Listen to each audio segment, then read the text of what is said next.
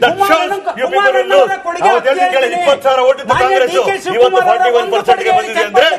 ಮಾಡಿ ನೋಡಿ, ಎಲ್ಲರಿಗೂ ಹೋಗಿರ್ತದೆ ಕಾಂಗ್ರೆಸ್ ಅಂತ. ಡೆಫಿನೆಟ್ಲಿ ಕಾಂಗ್ರೆಸ್ ಇನ್ನೂ 7% ಜಾಸ್ತಿ ಓಟ್ ತಗೊಳ್ತದೆ. ಮಿನಿಮಮ್ 47% ತಗೊಳ್ತೇವೆ, ನಾವು ಗೆಲ್ತೇವೆ. 1 ಲಕ್ಷ ದಾಟೇ ದಾಟ್ತೀವಿ. ನೀವು 3 ಗೆದ್ರು, ಅವ್ರು 3 ಗೆದ್ರು. ಯಾವಾಗ ಜಾಸ್ತಿ ಮಾತಾಡ್ತಾರೆ ಜನ ಗೊತ್ತಾ? ಯಾವಾಗ ಮಾತಾಡಲ್ಲ, ಯಾವಾಗ ಗೆಲ್ಚಿದ್ರೆ ಅವ್ರಿಗೆ ಸೋಲ್ತಿರೋದು ಅರ್ಥ ಆಗಿತ್ತಾ ನಿಮ್ಗೆ? ಈಗ ಬಂದಾಗ ಒಳ್ಳೆ ಕಥೆ ಇದ್ರೆ ನಿಮ್ಗೆ ಮಹಾರಾಷ್ಟ್ರದಲ್ಲೂ ಸೋಲ್ತೀರಾ, ಮಾನ್ಯ ಅಶೋಕ್ ಅವರೇ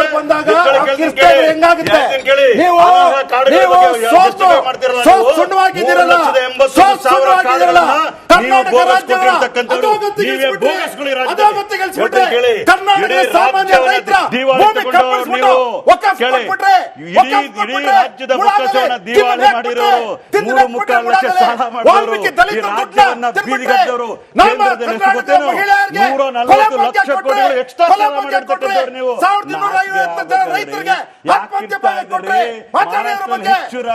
ವಿದರ್ಭದಲ್ಲಿ ಹೆಚ್ಚು ಆತ್ಮಹತ್ಯೆಗಳಿರ್ತಕ್ಕಂಥದ್ದು ಬರ್ದಿಟ್ಕೊಳ್ಳಿ. ನಡೆಯಲ್ಲ. ಚನ್ನಪಟ್ಟಣದಲ್ಲಿ ನಿಮ್ ಕ್ಯಾಂಡಿಡೇಟ್ ಇಲ್ಲ, ಜಾಸ್ತಿ ಮಾತಾಡಕ್ ಹೋಗ್ಬೇಡಿ. ನಿಮ್ ಕ್ಯಾಂಡಿಡೇಟ್ ಇಲ್ಲ, ಅಲ್ಲಿ ನಿಮ್ ಕ್ಯಾಂಡಿಡೇಟ್ ಆಗೋ ಯೋಗ್ಯತೆ ಇಲ್ಲ ನಿಮ್ಗೆ. ಮಾತಾಡ್ತೀನಿ ಹೇಳಿ, ನಾನು ಹೇಳ್ತೀನಿ ಕೊನೆಗೆ ಒಂದೇ ಮಾತು. ಚನ್ನಪಟ್ಟಣದಲ್ಲೂ ಕಾಂಗ್ರೆಸ್, ಮಹಾರಾಷ್ಟ್ರದಲ್ಲೂ ಕಾಂಗ್ರೆಸ್. ಅಶೋಕ್ ಅಣ್ಣ ಸೋಲು ಪ್ರಶ್ನೆ ಇಲ್ಲ. No chance. Jharkhand, no chance. Channapatna ಸೋತ್ರೆ ಸವಾಲ ಗೆಲ್ಲ ಅಂದ್ರೆ ಪ್ರೈಮ್ ಮಿನಿಸ್ಟರ್ ರಾಜೀನಾಮೆ ಕೊಡಬೇಕು,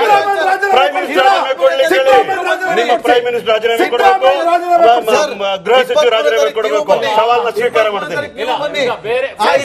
ಚರ್ಚೆ ಮಾಡೋಣ.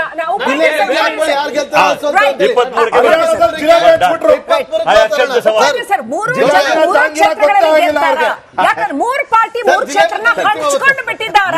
ಕಾಂಗ್ರೆಸ್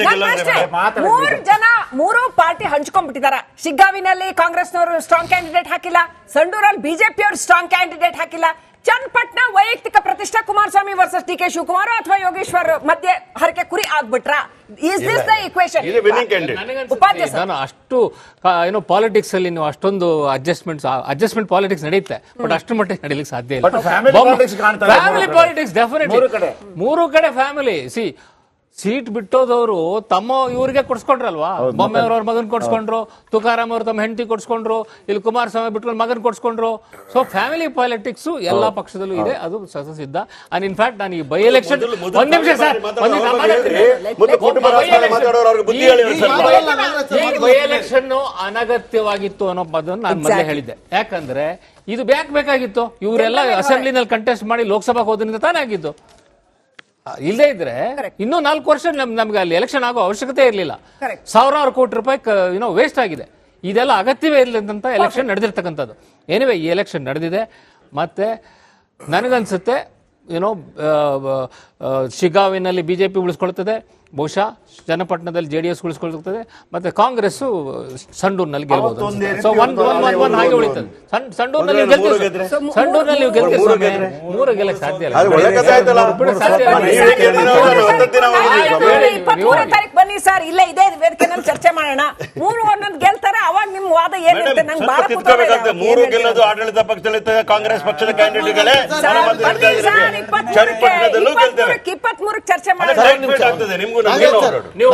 ಬಿಜೆಪಿ ಏನ್ ಗೇಮ್ ಆಡಿದ್ರೆ ನಾಗರಾಜ್ ಯಾದವ್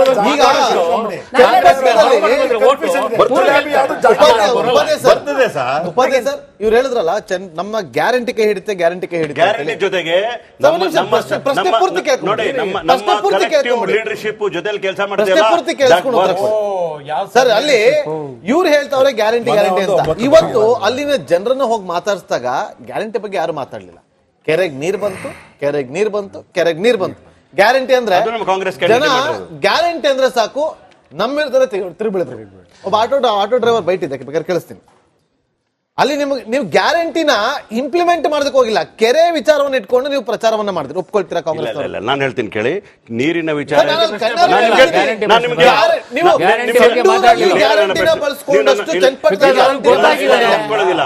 ಈಗ ಭಾಗ್ಯಲಕ್ಷ್ಮಿ ಅರ್ಧ ಜನಕ್ಕೆ ಹೋಗ್ತಾ ಇಲ್ಲ, ಅರ್ಧ ಮಟ್ಟ ಜನಕ್ಕೆ ಹೋಗ್ತಾ ಇಲ್ಲ. ನಾವು ಚನ್ನಪಟ್ಟಣದಲ್ಲಿ ಗ್ಯಾರಂಟಿಗಳಿಗೆ ಮಾತಾಡಿದ್ವಿ ಮತ್ತು ಕುಮಾರಸ್ವಾಮಿ ವೈಫಲ್ಯತೆಗಳ ಮಾತಾಡಿದ್ವಿ.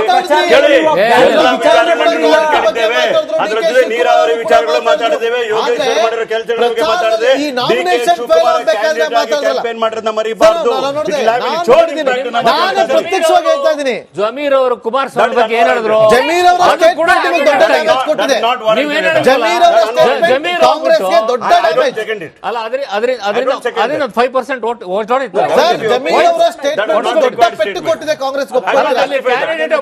ಕುಮಾರಣ್ಣವರು ಕರಗಿದ್ದರ ಬೆಳೆಗಳಿಗೆ ಇವರು ಯಾರು? We don't agree with that. Zameer Ahmed Khan ಅವರ ಸ್ಟೇಟ್ಮೆಂಟ್ ಕಾಂಗ್ರೆಸ್ಗೆ ಒಳಪಟ್ಟು ಕೊಟ್ಟಿದೆ ಅಲ್ವೋ? ಜಮೀರ್ ಅಹಮದ್ ಖಾನ್ ಅವರ ಸ್ಟೇಟ್ಮೆಂಟ್ ನಿಮ್ಗೆ ಒಂದು 5% ಅವರ ಹಿನ್ನಡೆ ಆಗಿದೆ. ಆ ಸ್ಟೇಟ್ಮೆಂಟ್ ಅನ್ವಾರಂಟೆಡ್ ಸ್ಟೇಟ್ಮೆಂಟ್ ಅಂತ ನಾವು ಪಕ್ಷ ಹೇಳಿದೆ.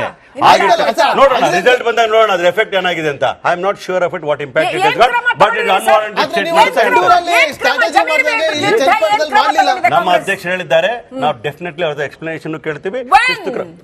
There is a procedure. Is a minister, is AICC member, ಅದಕ್ಕೆ ಪ್ರೊಸೀಜರ್ ಇದೆ, ಕಮಿಟಿ ಇದೆ. We already referred the matter to disciplinary committee. ಹೆದರಿಕೆ ಪ್ರಶ್ನೆ ಇಲ್ವಲ್ಲ. ಯಾರು ನೋಡಿ, ಪಕ್ಷ ದೇಶ ಮೊದಲು, ತದನಂತರ ಪಕ್ಷ. ಯಾವುದೇ ಕಾರಣಕ್ಕೂ ವ್ಯಕ್ತಿ ಇಂಪಾರ್ಟೆಂಟ್ ಅಲ್ಲ ಅಂತ ನಮ್ಮ ಕಾನ್ಸೆಪ್ಟ್. ದೇಶ ಮೊದಲು, ಆಮೇಲೆ ಪಾರ್ಟಿ. ಬಿಜೆಪಿ ದೇಶ ಹುಟ್ಟಿದ ಮೇಲೆ ನೀವು 85 ಹುಟ್ಟಿದವ್ರು ನಿಮ್ಗೆ ಏನ್ ಬಿಜೆಪಿ ಉಟ್ಕೊಂಡಿದೆ. ಮೊನ್ನೆ ಸುಮ್ಮನೆ ಕೂತ್ಕೊಳ್ಳಿ, ಈ ದೇಶದ ಕೇಳಿ. ಪ್ರಧಾನಮಂತ್ರಿ ಸ್ಥಾನ ಉಳಿಸ್ಕೊಂಡ್ರು. ಬಿಜೆಪಿ ಹುಟ್ಟಿದ ಯಾವಾಗ ದೇಶ ಹುಟ್ಟಿದ ನಂತರ ಈ ದೇಶ ಕಟ್ಟಿದವ್ರು ನಾವು, ಸ್ವಾತಂತ್ರ್ಯ ಹೋರಾಟ ಮಾಡಿದ್ರು ನಾವು, ಸ್ವಾತಂತ್ರ್ಯ ಕೊಡಿಸಿದವ್ರು ನಾವು. ಇವತ್ತಿನ ಕೇಳಿ, ದೇಶದಲ್ಲಿರ್ತಕ್ಕ ಭ್ರಷ್ಟಾಚಾರಗಳ ಜನಗಳ ಕೂಟ ನಿಮ್ದು.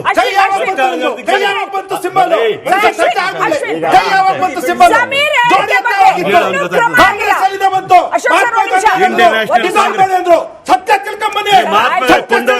ಸುಮ್ಮನೆ ಕೂತ್ಕೊಳ್ರಿ.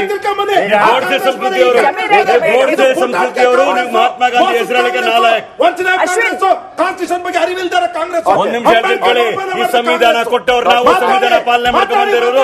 ಸಂವಿಧಾನ ದ್ರೋಹಿಗಳು ನೀವು, ಪ್ರಜಾತಂತ್ರ ದ್ರೋಹಿಗಳು ನೀವು. ನೂರಕ್ಕೆ ದೇಶದಲ್ಲಿ ಮಹಾತ್ಮನ ಕೊಂದವರು, ಮಹಾತ್ಮನ ಹೆಸರಳಕ್ಕೂ ನಿಮ್ ಲಾಯಕ್ ಇಲ್ಲ. ಪ್ರಜಾತಂತ್ರ ವ್ಯವಸ್ಥೆಯಲ್ಲಿ ಮಾರಕ ಶಕ್ತಿಗಳು ಅಂತಂದ್ರೆ ದೇಶದ್ರೋಹಿಗಳಿದ್ರೆ ನೀವೇ. ಭ್ರಷ್ಟ ಜನರ ಕೂಡಿದ್ರೆ ಬಿಜೆಪಿ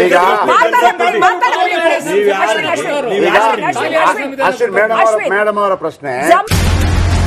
1 ವರ್ಷ ಕಳೆದ ಒಂದೇ ವರ್ಷದಲ್ಲಿ ಚುನಾವಣೆಗಳು, ರಾಜಕೀಯ ತಂತ್ರ ಪ್ರತಿತಂತ್ರಗಳು, ಅಭಿಯಾನ, ಜನಪರ ಅಹೋರಾತ್ರಿ ಹೋರಾಟಗಳು, ಪಾರದರ್ಶಕ ವರದಿಗಾರಿಕೆಯ ಪಣ ತೊಟ್ಟು ಮುನ್ನಡೆದಿದ್ದೇವೆ. 1 ವರ್ಷದ ಸಂಭ್ರಮದ ಜೊತೆಗೆ ಜವಾಬ್ದಾರಿ ಕೂಡ ಹೆಚ್ಚಾಗಿದೆ.